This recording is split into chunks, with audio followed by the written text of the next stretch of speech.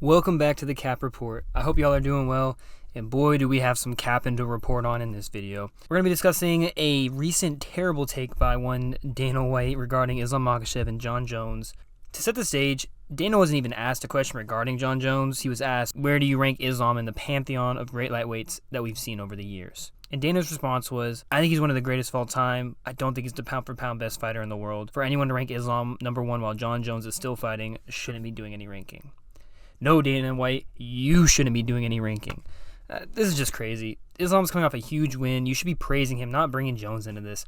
I'm assuming he's trying to get ahead of the Jones versus Miocic kind of official announcement and build the narrative for that. That's what a lot of Dana White's kind of post-fight conferences seem to feel like. He kind of picks his opinions on MMA based upon what fight he's building next. At least that's what it feels like a lot of times. But I thought, let's go through the statement point for point and just address all that's wrong with it. Start with this quote right here. Jon Jones has never lost a fight. He's fought all the baddest dudes in the world, and when you think about pound for pound rankings really mean, he moved up to heavyweight and destroyed the best guy in the world. As long as Jon Jones is still fighting and active in the rankings, nobody else is pound for pound best fighter in the world. Now, being undefeated is a valid point, but I think that it can be a shallow one at times. Like, for example, look at when we talk about Khabib in an all-time context. When you put Khabib in an all-time context, his undefeated kind of falls short. Kind of you see the what's lacking there, right? Because it's very top-heavy in terms of his wins, right? He's only got 3 to 5 really relevant wins in his career, and he is undefeated. But you know what I mean? Like from a standpoint of he's undefeated, but how many of those wins really mean something, right? Jones is undefeated, but he hasn't taken on much risk recently in his career.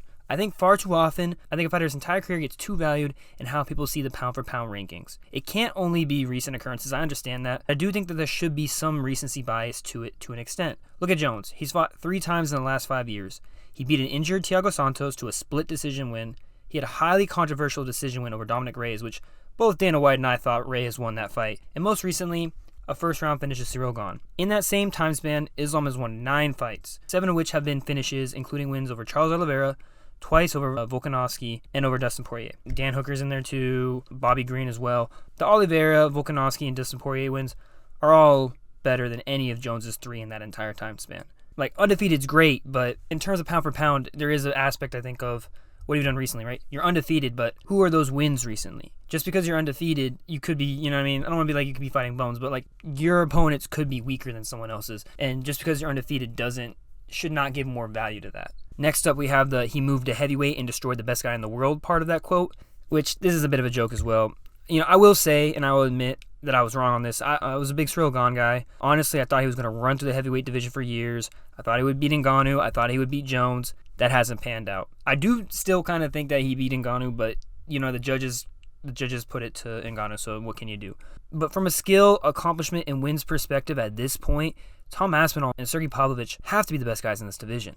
And Jones is actively ducking Aspinall. Not only that, but he waited 3 years for Ngannou to leave before moving up in weight. So to say that he's beat the best in the world in that division is such a stretch. It's more than a stretch, honestly. He avoided the former king of the division. He fought the guy who the king of the division beat, and he avoided the 2 guys who have the most relevancy in the division, to be honest. Cyril Gane, he's relevant. He's beat some names, but he isn't actively fighting that many relevant guys. He does a lot of fight a lower kind of tier heavyweight who isn't that mobile. He gets a win on them, fights for a title, loses the title, fight, not the most mobile heavyweight. I just think that in terms of Aspinall and Pavlovich have faced, they're more relevant to the division than Gane. Dana also discusses the idea of pound for pound and saying, when you think about pound for pound, what it really means, Makhachev fought Volkanovski, who's a weight class lower than him. Jon Jones beat everybody at light heavyweight and then beat the best heavyweight in the division like it was nothing at a higher weight class. It's so crazy to me that he's going to use guys fighting between weight classes as an argument for Jones but against Makhachev. Jones moving up is the literal idea of pound for pound because he won, but Islam defending against the guy moving up is of less value. Volk has even fought higher than lightweight before. He destroyed the featherweight division. It's a valid pound for pound win. You don't get to use that argument to up one guy and diminish the other. Especially when Volk and Islam were fighting, you were marketing that as, the fight for the number 1 pound-per-pound spot rankings. You made it seem like Volkanovski was a very relevant threat to Islam. We praise guys for moving up, but holding your position has to have value too. Especially when you mentioned Jones clearing out his division, Volk did that too. So does that not make Islam's feat even better? He beat a guy who cleared out a division and tried to take his. Moving on to the next topic that Dana mentions. Let's talk about activity. 3 years off, nobody, not even Muhammad Ali, nobody's ever come from 3 years off and looked the same. Jon Jones walked in the #1 guy in the heavyweight division, blah, blah, blah, blah, blah. 3 years off where you could have came back and fought Francis Ngannou instead. He didn't wait 3 years and fight the #1 guy. He waited 3 years and fought the guy who got beat by the #1 guy. And also, GSP came back after a 4-year layoff and submitted Bisping. Might not have been as amazing of a feat, the whole 2-minute submission that Jones did, but he finished him in 3 rounds, so he didn't even get to the championship rounds. Jones isn't alone at the top in this regard either. I understand there's no clear criteria for the pound-for-pound rankings. It's all subjective, but it's just so frustrating to see these things manipulated for marketing. Dana does this all the time. Another example would be, placing Usman over GSP all-time in welterweight, just off the top of my head. I do feel that the ranking should be a mix of the current status of the UFC, considering and biasing results and achievements from the last 3 to 5 years, also considering at a lesser value achievements beyond that time frame. This is not an all-time list. Activity should be important. If you have a ton of accolades, but they are like a decade ago, why would that be relevant to the pound-for-pound list now, right? If you're saying Jon Jones should be pound-for-pound #1 because of his undefeated career, all these wins that he has at light heavyweight, why do we not have Stipe in the pound-for-pound rankings, right? He's the greatest heavyweight of all time. Why do we not have Jose Aldo in the rankings, right? He has a long line of, historic wins. I feel like you have to be careful bringing in longevity and legacy into the pound-for-pound rankings. It matters to an extent, but only so much, because otherwise, you're just going to have a list of the guys who have the all-timers who have been in the organization for the longest, right? There is a point where guys like Topuria are going to be in there because they're up and coming. They have a good streak, but they've also beat relevant guys on that list and guys who have been relevant in that time frame. In my opinion, your recent results should matter more, but as I said, allowing some value to long-term can, still allow you to have that value to things like long win streaks and undefeatedness. It's a piece of the puzzle, but it's not the piece. Dana's argument for Jones uses a lot of these things that I have issues with. As I said, the entirety of his career as the basis for pound-for-pound #1.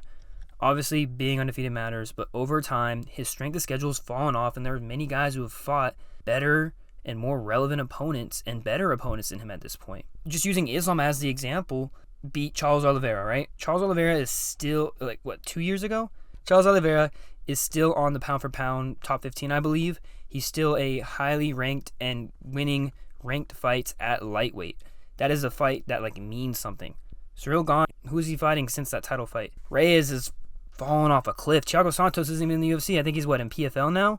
The relevancy of these wins of Jones don't mean as much as Islam's wins. Dustin Poirier is an important win because he's been consistently beating guys. He's held his position in the lightweight division, and he's had fights with guys on the pound-for-pound list. Volkanovski matters because he's a guy on the pound-for-pound list, and he's a guy who consistently, in the past couple of years, been fighting and beating guys.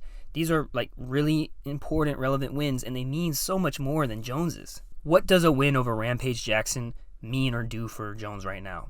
You know what I mean? What does a win over Lyoto Machida? I mean, those are good, legacy, historic wins, but they don't mean anything in this day and age in terms of the current status of the UFC. That's not something that, that's a historic, career-wise feather in the cap, but that's not I should fight this guy now because I beat this guy. You know what I mean? I don't have to fight Aspinall because I beat Rampage Jackson, Lyoto Machida, Shogun Rua. What are we talking about here? On top of that, as I said before, the pound-for-pound list is not an all-time list. He uses Jones moving up a weight class as an argument that's the literal pound-for-pound, except, as we said, Jones hasn't fought either of the top 2 guys at the division. In fact, I think that if most fighters were in Jon Jones' position, they would have already been stripped by now, right? For avoiding and ducking the interim champion, or, seeking out a fight that's not relevant to the division, or just the long period of inactivity. I think that pretty much anyone who isn't Jon Jones probably gets their title stripped in this situation. I've never been a big Islam fan, right? But it's so frustrating to see Dana pretty much take a shot at him on a night where he should be getting his flowers. Jones moving up to heavyweight and winning a belt can and should be celebrated, but in terms of what fighters have done in recent years in the UFC, Jones honestly probably shouldn't even be top 5 in the current pound-for-pound rankings, in my opinion, because obviously, once again, skill is an aspect of it, but your accolades, your accomplishments are also a part of it, right? You have this skill, but how have you shown this skill, right? Jones hasn't shown his skill that much or that often or that well comparative to other guys who might have lost once or twice but have double the wins, have more meaningful wins than him. I honestly think that you could probably leave him out of the top 5 of the current pound-for-pound rankings. I wouldn't be mad at that. People are clinging on to his legacy as though he has consistently contributed to it recently. Coming to a close here, I acknowledge that the pound for pound list is somewhat subjective, but I'm tired of seeing name value give Jon Jones higher rankings and regards than he deserves at this point in his career. I'm tired of the heavyweight bias, right? Those guys can do so little and get ranked easier for it. I'm not saying that, the pound for pound list should only be lower weight classes, but I do think a part of the essence of the list is, if all guys were even, and it was more focused around skill, and in that case, I do think a lot of the higher weight classes would be a bit exposed. The fact of the matter is, at this moment in time, Islam is more accomplished and skilled, and should be higher on the pound for pound list in terms of recent MMA history, as shown through his performances and opponents. And beating old man Stipe should do nothing to help Jones in this matter either. He's going to say it should. That fight shouldn't mean much at all outside of historic legacy. I think if he beats Stipe, he's not even the greatest heavyweight of all time still. Alright, but tangent, rant, more or less over now. I hope y'all enjoyed the video. Let me know what y'all think in the comments. Who should be higher on the pound for pound list? Do y'all agree with Dana White? As always, leave a like, subscribe if you haven't. I appreciate all 390 of you. This has been the Cap Report.